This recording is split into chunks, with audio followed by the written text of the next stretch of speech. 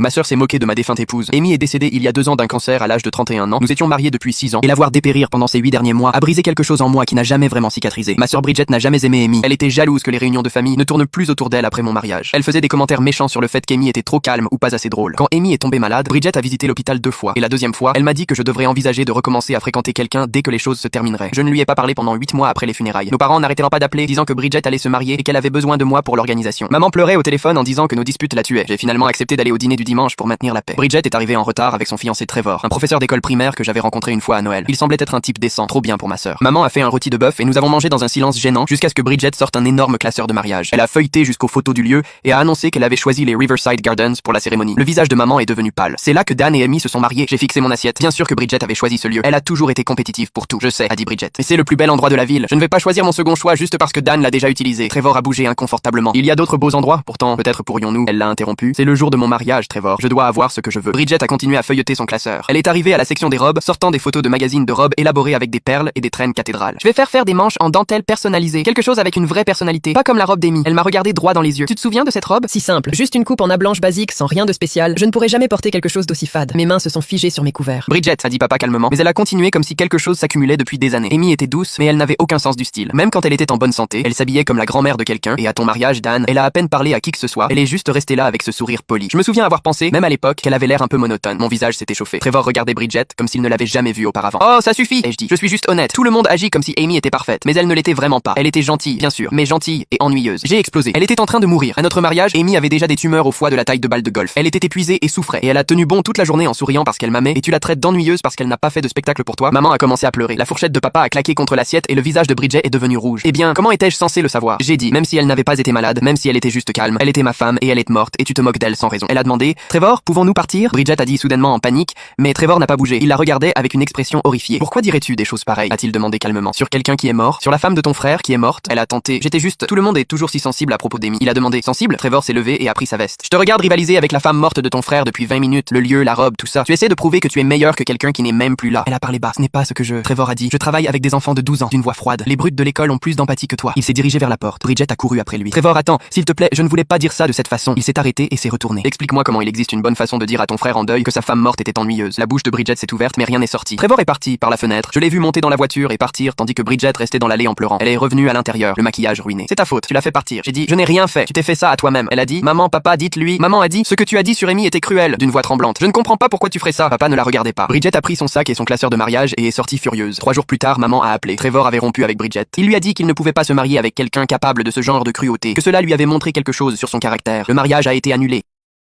Je suis amoureuse du meilleur ami de ma sœur depuis des mois, et ce que j'ai fait l'a amené à m'aimer en retour. J'habite avec ma sœur aînée, Mia, depuis que j'ai obtenu mon diplôme universitaire. Elle a trouvé cet appartement de 2 chambres près du centre-ville et m'a offert la chambre libre pendant que je décidais de ma carrière. Mia est fondamentalement parfaite, elle est bénévole au refuge pour animaux le week-end, me rapporte des restes de viennoiserie du bureau et ne se plaint jamais quand j'oublie d'acheter du papier toilette. Le seul problème, c'était son meilleur ami, Luc. Ils se sont rencontrés lors d'une conférence de travail il y a 3 ans et sont devenus amis instantanément. Au début, je pensais qu'il n'était qu'un collègue de plus qui venait boire du vin et regarder des émissions de télé-réalité, mais Luc était différent.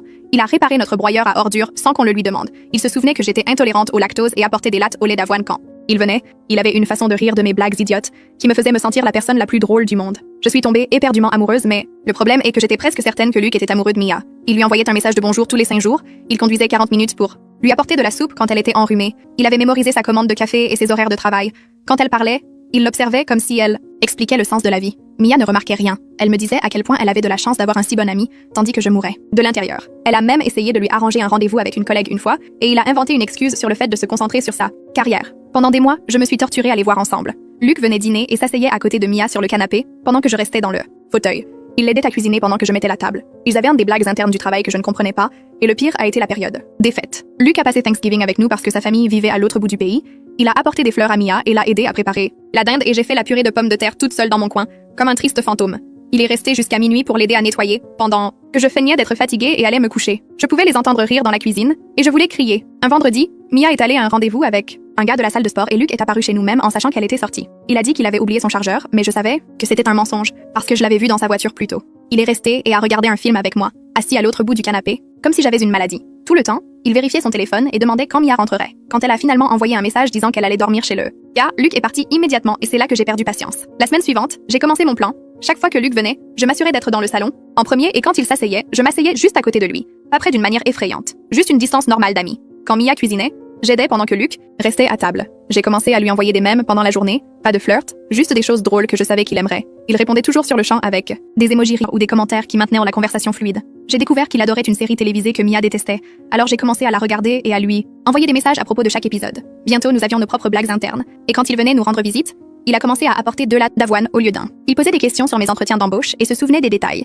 Il a réparé mon ordinateur portable quand il a planté et a refusé d'accepter un paiement, mais il s'asseyait toujours à côté de Mia au dîner. Il lui envoyait toujours un message en premier chaque matin. Puis est arrivée la fête d'anniversaire de Mia et elle a invité une vingtaine de personnes dans un bar du centre-ville. Luc était évidemment là, à rôder autour d'elle toute la soirée. Il lui a acheté des boissons, s'est assuré qu'elle ne perde pas son sac et a pris des photos d'elle avec ses amis. Après quelques verres, Mia a commencé à parler du fait qu'elle voulait trouver une petite amie pour Luc parce qu'il était trop bien pour être célibataire. Elle a littéralement attrapé notre amie Anna et a essayé de les présenter. Je regardais depuis le bar en descendant ma 3e vodka tonique. Je l'ai tiré dehors pour prendre l'air et il a simplement explosé. Il a commencé à parler de la façon dont Mia ne le voyait pas de cette façon, comment il essayait depuis 3 ans, comment ça le tuait de la voir sortir avec d'autres gars et il a dit qu'il avait essentiellement été son petit ami, sans aucun avantage, qu'il avait tout fait correctement, mais qu'elle ne le voyait que comme un ami. Puis il a dit quelque chose qui a arrêté mon cœur. Il a dit qu'au moins, moi je le comprenais et a dit que j'étais la seule personne qui le comprenait vraiment ces derniers temps, que passer du temps avec moi était la seule chose qui le maintenait sain d'esprit, que nos messages étaient de la meilleure partie de sa journée. Avant que je puisse répondre, Mia est sortie en nous cherchant et elle était ivre et heureuse, parlant de combien elle était contente que ses 2 personnes préférées soient amies.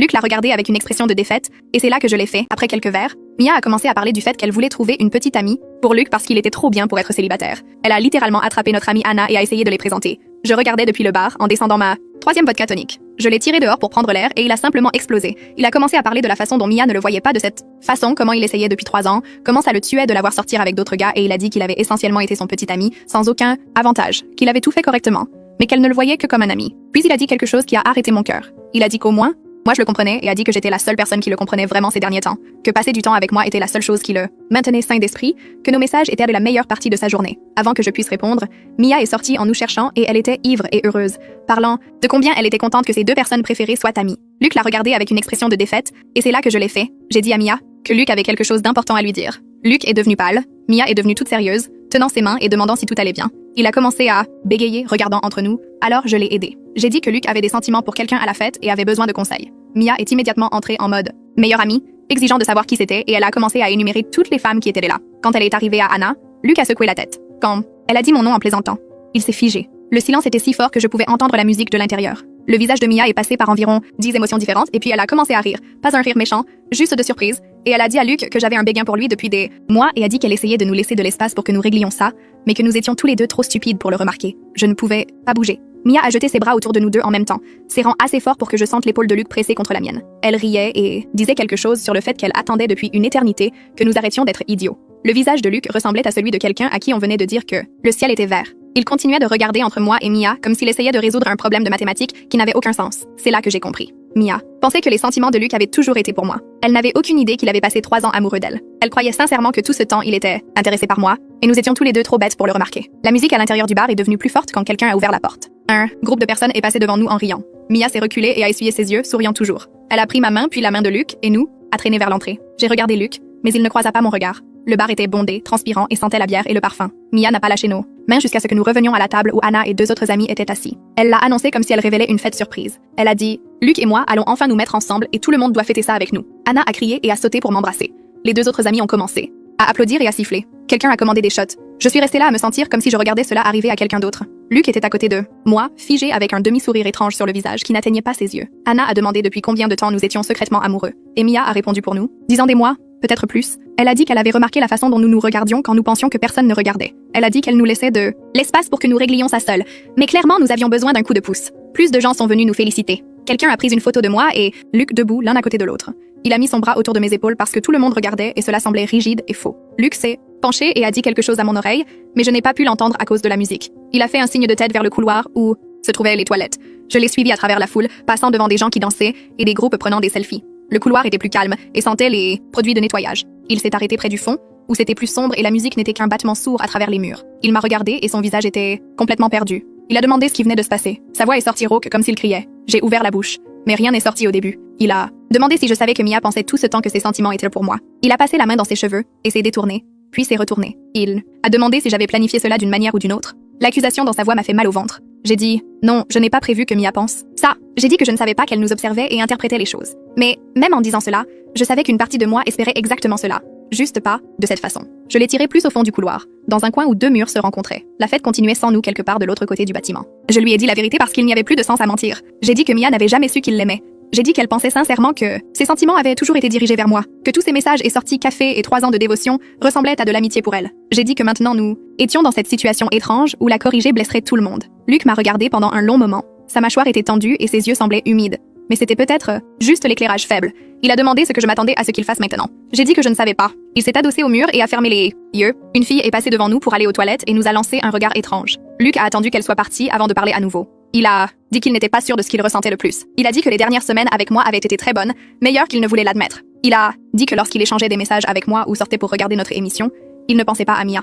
Il a dit que peut-être cela signifiait quelque chose, ou peut-être que cela signifiait simplement qu'il était désespéré que quelqu'un le veuille vraiment en retour. Sa voix s'est brisée sur la dernière partie. Je voulais toucher son bras ou le serrer dans mes bras, mais je ne savais pas si j'avais la permission pour cela. Il a dit qu'il avait besoin de temps pour réfléchir. Il a dit que nous devrions parler demain, quand nous serions tous les deux sobres et pourrions régler cela correctement. J'ai accepté, car que pouvais-je faire d'autre? Il est retourné dans la salle principale sans m'attendre. Je suis restée dans le couloir 1 minute de plus à essayer de rendre mon visage normal avant de le suivre. Le lendemain matin, je me suis réveillée avec une odeur de bacon. J'avais mal à la tête et ma bouche avait un goût de vodka et de regret. J'ai enfilé un pantalon de survêtement et me suis traînée jusqu'à la cuisine. Mia faisait des crêpes, des œufs et du bacon. J'ai convaincu mon copain d'essayer un simulateur de douleur menstruelle et sa réaction n'a pas été celle que j'attendais. Pendant des années, mon copain Connor disait que mes douleurs de règles n'étaient là que de simples crampes et que j'étais une dramaturge. Je souffre d'endométriose, ce que mon médecin nous avait expliqué en détail à tous les deux. Ce jour-là, Connor avait hoché la tête avant de tout oublier le mois suivant. J'ai donc décidé de l'emmener à un salon de la santé au centre commercial où un stand sur la santé des femmes proposait un simulateur de douleur menstruelle. J'en avais assez que l'on doute de mon propre corps et j'ai décidé qu'il était temps que cet homme goûte à ce que je traverse chaque mois. J'en étais au 2e jour de mon cycle, le pire moment pour moi. Le bas de mon dos me brûlait et lançait, tandis que mon estomac me donnait l'impression d'être tordu dans tous les sens. J'ai avalé un ibuprofène et je suis restée debout car je voulais enfin lui faire comprendre. Dans la voiture, Connor a plaisanté en disant « Je vais essayer, mais ça ne peut pas être si terrible ». Il ne me croyait toujours pas et une part de moi, un peu revancharde, avait hâte qu'il découvre la vérité. Au salon, je nous ai inscrits et j'ai parlé à une infirmière nommée Joy. Je lui ai dit « Je souffre d'endométriose » et cela rend les choses bien pires chaque mois. Joy a hoché la tête et l'a noté. Je voulais des témoins et je voulais que quelqu'un ayant des connaissances médicales m'aide à prouver mon point de vue. Je ne faisais pas que donner une leçon à Connor, je me défendais. Connor s'est assis sur la chaise pendant que Joy expliquait le fonctionnement de la machine. Elle a précisé que le simulateur envoyait des impulsions électriques imitant les contractions utérines et qu'il pouvait être réglé de 1 à 10. Elle a dit à Connor qu'il pouvait arrêter à tout moment. Il a ri et a répondu « Je ne pense pas que ce sera nécessaire. J'avais hâte qu'il doive ravaler ses paroles. » Joy a tourné le bouton au niveau 3. Connor a haussé les épaules. « Tu vois, c'est rien du tout, a-t-il dit. » J'ai levé un sourcil, sachant ce qu'il attendait. Joy est passé au niveau 5 et le sourire de Connor s'est immédiatement effacé. Il a bougé sur sa chaise et a lâché un gémissement. Joy est monté au niveau 7. Le visage de Connor est devenu livide et il a arrêté de parler. Je pouvais voir ses articulations blanchir tellement il serrait les accoudoirs de la chaise. Les gens commençaient à s'attrouper pour regarder le spectacle. Joy a monté au niveau 8 puis a marqué une pause. Elle a déclaré « De nombreuses patientes souffrant d'endométriose signalent une douleur quotidienne à ce niveau. » Connor m'a regardé et a visiblement dégluti. Joy a demandé si elle devait continuer. Connor a dit oui, en pleurs, se forçant à poursuivre. Au niveau 9, Connor a hurlé et tout son corps a été secoué de tremblements. Il s'est penché en avant et a grogné « Arrêtez !» Joy ne l'a pas fait tout de suite. Elle m'a regardé, puis l'a regardé à nouveau en disant « C'est encore en dessous de ce que certaines patientes subissent. » D'accord, a-t-il soufflé à bout de souffle. Au niveau 10, Connor a poussé un cri. Des larmes coulaient sur son visage pendant qu'il suppliait « S'il vous plaît, je suis désolé. » Arrêtez. Joy a coupé la machine immédiatement. Il tremblait. Il était pâle et son visage était couvert de sueur. Joy a regardé Connor et a dit d'une voix forte « Cette simulation est temporaire. La condition de votre petite amie ne l'est pas. Sa douleur est réelle. » Il a hoché la tête et a dit « Ah, j'avais tort. J'avais tellement tort et je suis vraiment, vraiment désolé. » Une fois que Connor a réussi à tenir debout, je l'ai aidé à atteindre un banc. Il me tenait la main avec précaution, comme si j'étais en verre. Il répétait mon prénom encore et encore. Il s'est excusé avec de vraies phrases. Il a dit qu'il me croyait maintenant. Il a promis qu'il ne plaisanterait plus jamais là-dessus. Il a acheté des bouillottes et m'a massé le dos. Il a fait des recherches pour savoir comment soulager mes symptômes. À l'aéroport, l'agent m'a dit que mon billet était annulé et ma famille a embarqué sans même regarder en arrière. Cette nuit-là, ma sœur m'a envoyé un message. Tu devrais être habitué à être mise à l'écart maintenant. J'ai répondu par un message simple. Ne t'inquiète pas, ton nouvel an sera inoubliable. Ce n'était pas un vol au hasard, car nous avions prévu ce voyage au chalet depuis 2 mois et j'avais envoyé mes 1300 $ comme tout le monde. Ma sœur Julie gérait la réservation parce qu'elle devait toujours tout commander. Je me tenais là, tenant la main de ma fille, pendant que l'agent scannait mon pass sans succès. Mon nom avait été retiré de la liste et j'ai vu mes parents monter dans l'avion, suivi de Julie qui souriait à son téléphone. Personne ne s'est retourné pour nous chercher et ma fille m'a demandé tristement si nous partions toujours. Vers 22h, Julie a enfin répondu avec cette phrase cruelle sur mon exclusion habituelle. Ce qu'elle oubliait, c'est à quel point leur vie dépendait de moi, car j'étais l'enfant qui répare tout. Je gérais les factures, les virements automatiques et le compte d'urgence familial que tout le monde utilisait. Je me suis connecté et j'ai retiré mon nom de tout ce que je pouvais avant de changer tous les mots de passe. Le lendemain, ils postèrent des vidéos chaleureuses au coin du feu, comme si de rien n'était. Mais le soir venu, la carte de mon père a été refusée au restaurant et le virement pour la location du chalet a échoué. Les appels ont commencé à pleuvoir quand une tempête de neige les a bloqués sur place, avec une réservation impayée. Julie a fini par supplier pour que nous parlions, mais sans jamais s'excuser. Le gestionnaire immobilier m'a contacté directement pour réclamer le paiement sous peine de prévenir le shérif. J'ai simplement transféré cet email dans le groupe familial, sans aucun commentaire. 10 minutes plus tard, le bureau du shérif m'appelait et j'ai dit la vérité, à savoir que j'avais été écarté du voyage. Mon frère Marc est venu frapper à ma porte 3 jours plus tard, en essayant de me rendre mon argent. l'argent. Je lui ai dit que ce n'était pas une question de dollars, mais de comportement. Une chaîne d'information locale a même diffusé un sujet sur des touristes de luxe faisant l'objet d'une enquête pour impayés. La honte a été totale pour eux, et Julie a enfin cessé de poster sur ses réseaux sociaux. J'ai déposé une dernière lettre dans leur boîte aux lettres en écrivant: la prochaine fois que vous voudrez la paix, ne créez pas une guerre que je devrais nettoyer. J'ai réservé un voyage pour ma fille et moi, et j'ai réalisé à quel point la vie est calme quand on arrête de mendier pour être vu.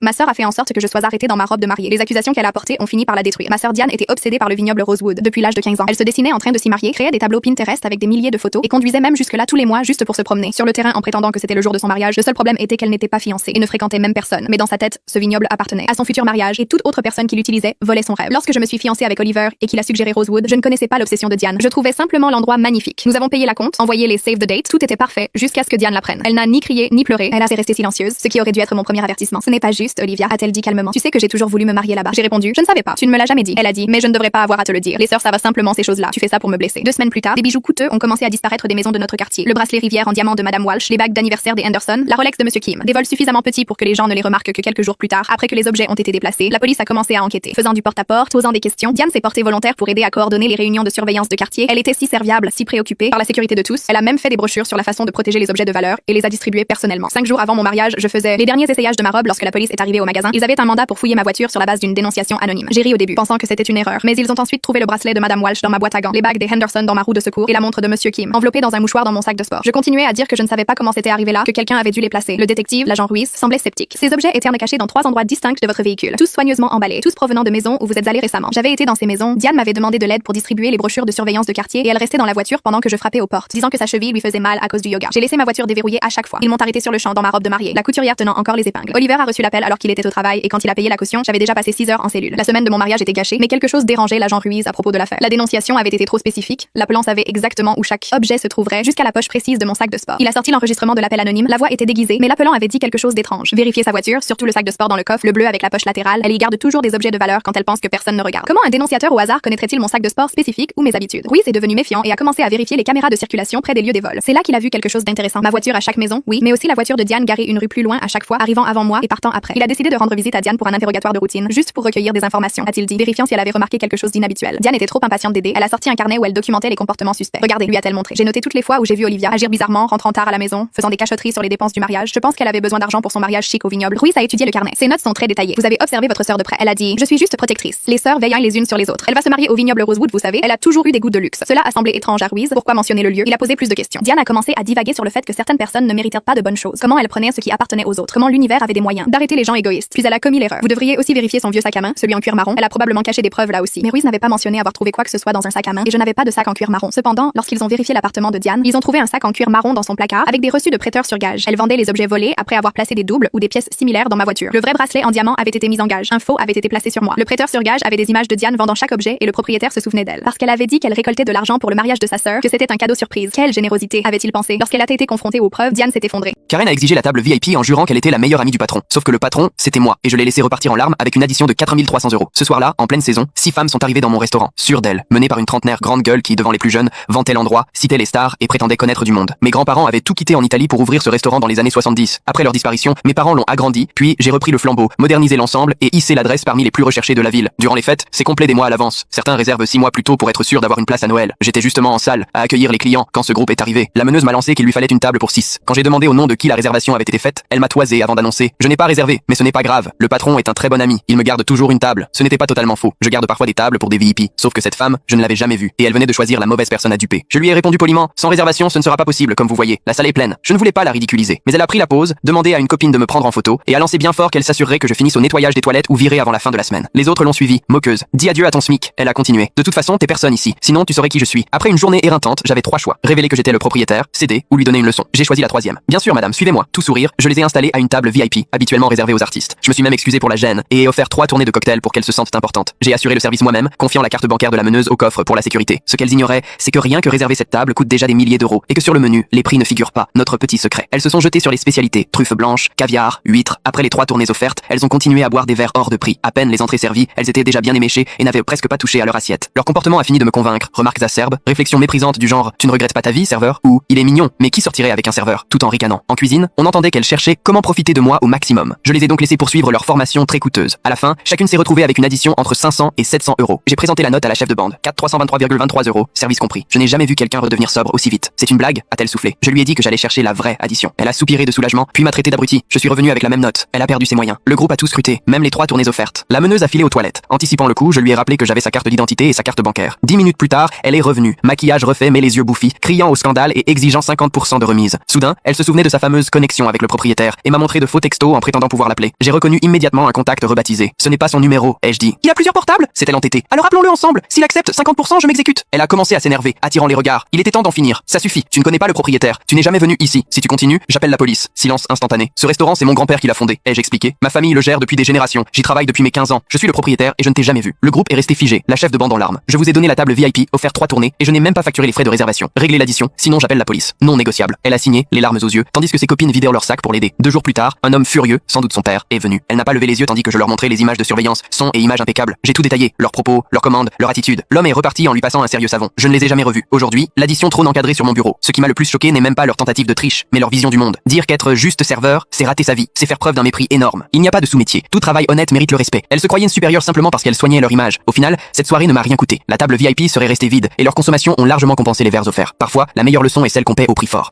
Quelle est la façon la plus drôle dont votre fille a essayé de remplacer son père? Imaginez la scène. Mon mari a dû s'absenter pendant 1 semaine pour un voyage d'affaires tout à fait normal. J'ai prévenu ma fille de 7 ans, Manon, que son papa allait être absent pendant un petit moment. La plupart des enfants pleurent parce que leur père leur manque, mais pas la mienne. Cette petite fille a souri, comme si elle venait d'obtenir une promotion. Et elle m'a dit, ne t'inquiète pas maman, je serai le nouveau papa maintenant. Au début j'ai ri car je pensais que c'était un jeu, mais elle était on ne peut plus sérieuse. Dès le lendemain matin, elle l'a prouvé, alors que j'étais encore endormie en préparant mon café. Elle est entrée fièrement dans la cuisine, en portant le sweat géant de mon mari, une casquette à l'envers et des lunettes de soleil. Sortie de nulle part, elle m'a tapé les fesses. Pour me dire, salut bébé, il est où mon petit déjeuner? J'ai failli recracher mon café, et quand je me suis retournée, surprise, elle buvait son jus d'orange comme un roi. Elle a soupiré que la journée de travail était déjà rude, et elle ne s'est pas arrêtée là. Plus tard, elle a sorti son marteau en plastique pour essayer de réparer l'évier en mettant de l'eau partout. Elle m'a pointé du doigt en disant, tu devrais appeler le plombier bébé, avant de s'étaler sur le canapé. Elle avait un paquet de chips dans une main et la télécommande dans l'autre pour regarder le match. Le match, c'était Bob l'éponge, mais elle a exigé que je ne change pas de chaîne. Le deuxième jour, l'acte est devenu encore plus grand. Quand elle m'a convoqué au salon pour parler de notre budget, elle ne s'est même pas compter jusqu'à 100, mais elle a regardé son petit frère, très sérieusement. Elle lui a dit que s'il n'écoutait pas sa maman, il n'aurait pas d'argent de poche. Alors qu'il n'a que 4 ans. Le soir, elle a débarqué dans ma chambre, avec son ours en peluche, pour me dire, pousse-toi chérie, papa est à la maison. Elle s'est installée, a pris toute la couverture, et a commencé à simuler des ronflements, si bruyants que le chien est parti. Elle a même pris une voix grave pour me demander de respecter l'homme de la maison. Le vendredi soir, elle a voulu sortir la poubelle, bien que le sac soit plus grand qu'elle. Elle a hurlé à notre voisin qu'elle était désormais le nouveau patron, pendant que des trognons de pommes tombèrent du sac. Quand mon mari est enfin rentré, elle l'a regardé, les bras croisés, comme un petit chef de la mafia. Elle lui a annoncé que nous n'avions plus besoin de lui, car elle était l'homme de la maison. Est-il inquiétant de voir un enfant imiter avec autant de précision les travers et les attitudes de ses parents? J'étais sur le point de donner cours à mes élèves de première année sur Zoom quand l'une de mes élèves s'est connectée en pleurant. Elle avait 3 minutes d'avance. Et j'ai dit, et là, qu'est-ce qu'il y a? Ça va? Sa mère la connectait généralement car elle n'avait que 6 ans, mais elle était seule, les larmes aux yeux. Il faisait très sombre et je pouvais entendre son petit frère pleurer en arrière-plan. S'il vous plaît, mademoiselle Lancaster. Ma maman ne se réveille pas et j'en ai encore des frissons. En pensant à ce qu'elle m'a raconté, elle m'a dit que le petit ami de sa mère venait pour la première fois et qu'il s'était mis très en colère contre elle. Ils l'ont vu la frapper et elle a dit qu'elle dormait sur le sol de la salle de bain, qu'elle ne se levait pas et qu'elle n'arrivait pas à la réveiller. Son petit frère pleurait beaucoup et j'ai réalisé qu'ils étaient sous son lit. Et là n'arrêtait pas de lui faire signe de se taire en disant, Mason, tais-toi, il va entrer ici. J'ai senti mon cœur commencer à battre la chamade. Je faisais cours depuis l'école et quand Monsieur Riger est passé devant ma classe, je l'ai appelé. Il a vu l'expression de mon visage et a su immédiatement que quelque chose n'allait pas. J'ai essayé de lui chuchoter ce qui s'était passé, mais mes autres élèves ont commencé à se connecter. Qui pleure? Taisez-vous. Je savais que c'était mauvais. Je ne savais pas quoi faire. Et la mère d'un élève a dit, les frères et sœurs ne sont pas autorisés dans la salle pendant le cours. Faites sortir le frère d'Ella d'ici. Je l'ai mise en sourdine et Monsieur Rieger a commencé à appeler la police. J'ai dit à tout le monde, sauf à Ella, de quitter le cours immédiatement. Mais cette mère ne s'arrêtait pas.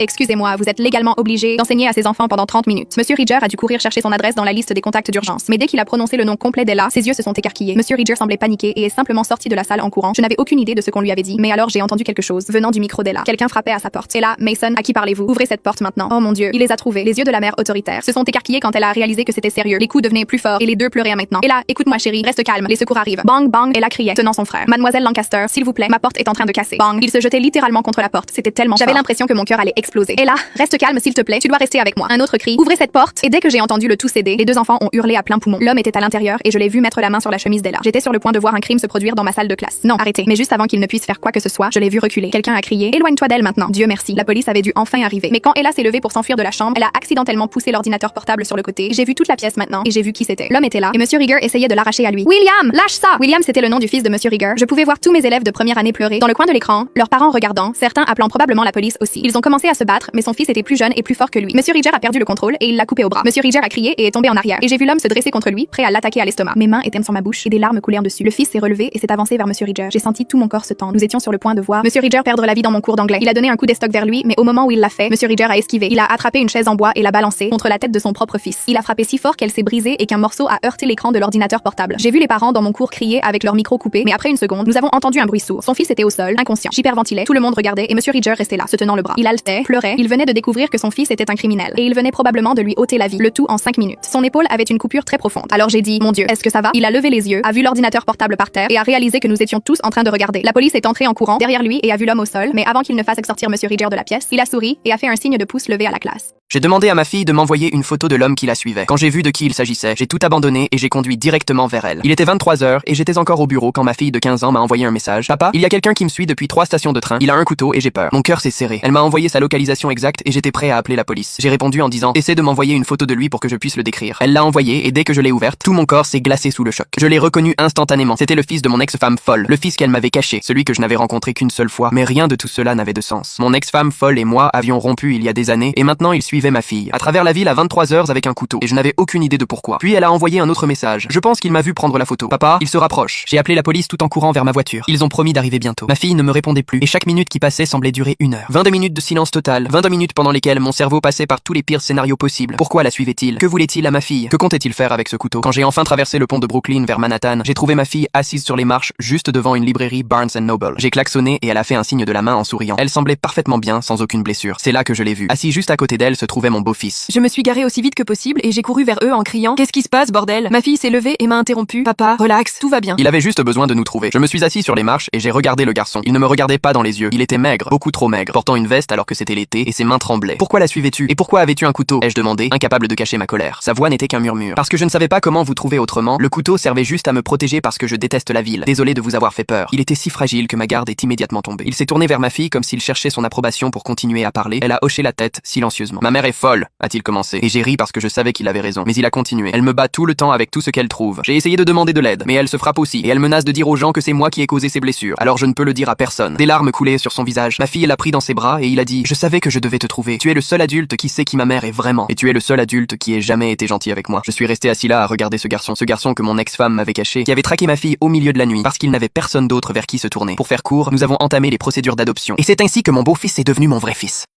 Il y a des dizaines de pompiers. Il fallait forcément que ce soit toi. Ma voix tremblait. Elle a choisi le jour de notre mariage. Elle a exigé que ce soit toi qui viennes. Tu crois que ça veut dire quoi, Ethan? Je ne suis pas stupide. Un long silence. Puis il a pris mes mains froides. Émilie. En 7 ans, je ne t'ai jamais rien demandé. Juste cette fois. S'il te plaît, ne complique pas les choses. Sa voix était plus dure maintenant. Ne rends pas la situation difficile pour Ashley. Je suis inquiet pour elle. Elle ne peut pas supporter plus de pression. Je l'ai regardée. Et j'ai senti quelque chose se serrer dans ma poitrine, tellement fort que j'avais du mal à respirer. Il ne devrait pas me demander ça. Il devrait s'excuser. Mais son premier réflexe n'était pas pour moi. Il n'avait pas pensé à l'humiliation. Il n'avait pas pensé à l'hôpital. Tout ce qui comptait pour lui, c'était elle. Les larmes ont coulé, silencieuses. J'ai rassemblé toute ma force pour dire un seul mot. D'accord. Son visage s'est immédiatement détendu. Ashley est vraiment instable en ce moment. Maintenant qu'elle sait pour le mariage, on devrait le reporter. Il parlait avec espoir. Je vais l'aider à se soigner. Quand elle ira mieux, peut-être 3 mois. Juste 3 mois, et on pourra se marier. D'accord? J'avais attendu 7 ans. 3 mois de plus n'aurait-il pas dû compter. Mais en voyant l'inquiétude qu'il avait pour une autre femme, j'ai compris. Je ne pouvais même pas attendre un seul jour de plus. Le bébé dans mon ventre a semblé réagir à mes émotions. Un léger mouvement. J'ai posé instinctivement ma main sur mon abdomen. 6 semaines. Une vie qui grandissait en moi, la nôtre. Et pourtant, j'avais déjà l'impression qu'elle n'avait plus rien à voir avec lui. J'ai lentement retiré ma main. Ma voix était calme, trop calme. Ethan, je ne suis pas quelqu'un qui retient facilement les choses, mais il y a des moments que je n'ai jamais oubliés. Il m'a regardé, sans bouger. Je me souviens du jour où tu m'as donné ta lettre d'amour à 17 ans. Tu étais tellement nerveux que tu marchais de façon bizarre, un silence.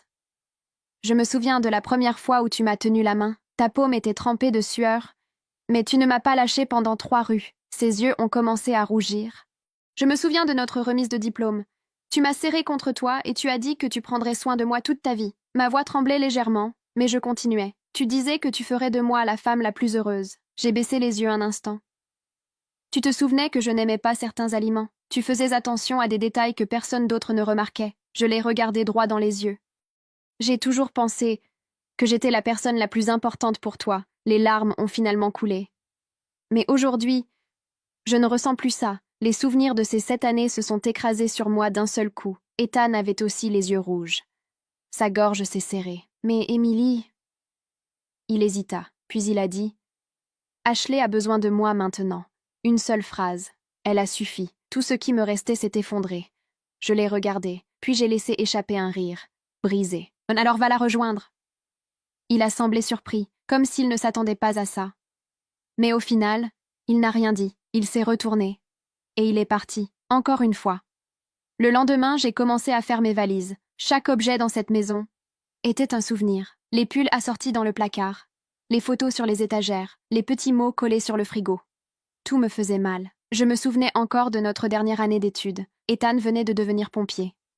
Il travaillait sans arrêt, mais trouvait toujours le temps de venir me voir. Ses yeux brillaient quand il me parlait de l'avenir. « Emily, dès que j'aurai assez économisé, je t'épouserai. » 3 ans plus tard, il s'était tenu devant moi avec un contrat de maison et une bague. J'ai réussi.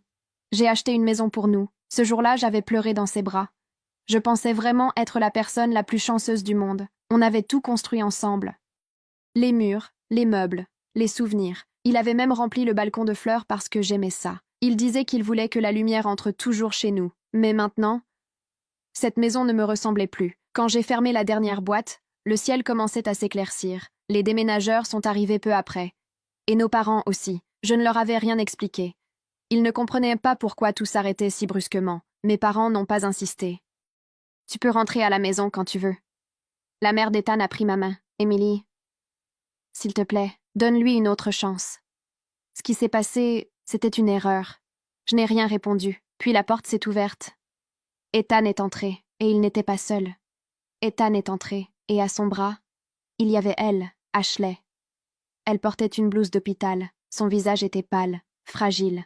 Elle se tenait à lui comme si elle allait tomber à tout moment, comme si lui seul pouvait la maintenir debout. La pièce est devenue silencieuse. Un silence lourd. Tout le monde les regardait. La mère d'Ethan a été la première à parler. Sa voix tremblait. « Ethan, qu'est-ce que ça veut dire ?» Son père, lui, était déjà en colère. « Qui est cette femme ?» Ethan n'a pas répondu tout de suite. Lors de la lecture du testament de mon grand-père, l'avocat a demandé lequel d'entre nous était le vrai petit-fils. J'ai d'abord cru à une plaisanterie, mais Monsieur Peterson était sérieux en regardant mon cousin Tyler et moi. « Je suis désolé. »« Quoi ?» ai-je demandé. Monsieur Peterson a ajusté ses lunettes. « Votre grand-père a laissé des instructions très précises. Avant de procéder à la lecture, je dois vérifier lequel d'entre vous lui est biologiquement lié. » Tyler a ri nerveusement. « Nous le sommes tous les deux. Je suis son petit-fils par sa fille. Ben l'est par son fils. »« Je comprends. C'est ce que vous croyez tous les deux, » a dit Monsieur Peterson. « Cependant, votre grand-père a découvert quelque chose 6 mois avant sa mort qui a compliqué les choses. Mon estomac s'est noué. C'était à peu près le moment où grand-père avait commencé à agir bizarrement lors des réunions de famille. Il nous regardait comme s'il essayait de résoudre une énigme. Je croyais que c'était la démence. « Qu'est-ce que vous racontez ?» demanda Tyler. Monsieur Peterson a sorti 2 enveloppes. « Votre grand-père a commandé des tests ADN privés. Il a soumis des échantillons de vous deux à votre insu. C'est illégal, ai-je dit. C'est éthiquement discutable, a corrigé Monsieur Peterson. Mais pas illégal si c'est fait correctement. Il a récupéré de l'ADN sur des objets que vous aviez touchés lors d'un barbecue familial. » Tyler s'est levé. « C'est insensé. Ma mère est ta fille. Il n'y a aucun doute sur ma filiation. Asseyez-vous, Tyler. Les résultats ont montré que l'un d'entre vous n'a aucun lien biologique avec votre grand-père. » La pièce est devenue silencieuse. J'ai regardé Tyler. Tyler m'a regardé. Nous avions grandi ensemble, passé tous les étés à la maison du lac de grand-père et appris à pêcher depuis son ponton. Cela devait être une erreur. Lequel ai-je demandé. Votre grand-père ne me l'a pas dit. Il a dit que la vérité se révélerait pendant cette réunion. Monsieur Patterson a joint les mains. Il a laissé pour instruction que je vous présente à tous les deux des informations que seul son vrai petit-fils connaîtrait. Il a fait glisser 2 feuilles sur la table. Des souvenirs précis, des conversations privées, des choses impossibles à falsifier ou à rechercher. Mes mains tremblaient quand j'ai pris le papier. La première question m'a frappé comme un coup de poing. Qu'est-ce que grand-père gardait caché dans la boîte à pêche au loquet cassé? Je le savais immédiatement. Quand j'avais 7 ans, grand-père m'avait montré la vieille boîte à pêche du hangar à bateau. Le loquet était cassé, il fallait le bouger pour l'ouvrir. À l'intérieur, il y avait des lettres d'amour de grand-mère avant leur mariage, écrites pendant la Seconde Guerre mondiale quand quand il était à l'étranger. Il m'avait dit qu'il les relisait chaque fois qu'elle lui manquait. Même après sa mort, il m'avait fait promettre de n'en parler à personne. J'ai jeté un coup d'œil à Tyler. Son visage était devenu blanc. Quelle était la vraie raison pour laquelle grand-père a vendu la Chevrolet? Un autre souvenir est remonté. J'avais 14 ans. Grand-père possédait sa Chevrolet Impala 1967 depuis qu'elle était neuve. Un jour, elle avait disparu. Il avait dit qu'il en avait assez de l'entretenir. Mais pendant un voyage de camping, il m'avait confié la vérité. Il l'avait vendue pour payer la cure de désintoxication de mon père quand son alcoolisme était devenu grave. La famille ignorait que papa avait rechuté. Il avait dit qu'une voiture n'était que du métal et du caoutchouc, mais que la vie de son fils valait tout. J'ai écrit les deux réponses. En face de moi, Tyler était figé. Je ne peux pas répondre à ça, a dit Tyler. Pourquoi pas? Parce que ce ne sont pas des choses que mon grand-père m'aurait dites. Ce sont des choses qu'il aurait dites à Ben. Sa voix s'est brisée. Nous avions une relation différente. Je ne passais pas mes étés à la maison du lac. Je venais pour les fêtes. Tyler, ai-je commencé? Non, m'a-t-il coupé. J'ai besoin de savoir. Est-ce parce que je ne suis pas son petit-fils biologique ou parce que je ne suis pas son petit-fils de la manière qui comptait vraiment? Monsieur Peterson s'est adouci. Les instructions de votre grand-père comprenaient une lettre pour chacun de vous. Il a tendu une enveloppe à Tyler. À un moment,